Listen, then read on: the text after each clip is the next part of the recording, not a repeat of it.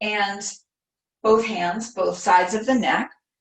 And first she's going to try that correct form of cervical, capital and cervical flexion. Capital is the head, cervical is the neck. She's going to nod the chin towards the chest and feel what happens to those muscles. And now go ahead and go down a couple vertebrae.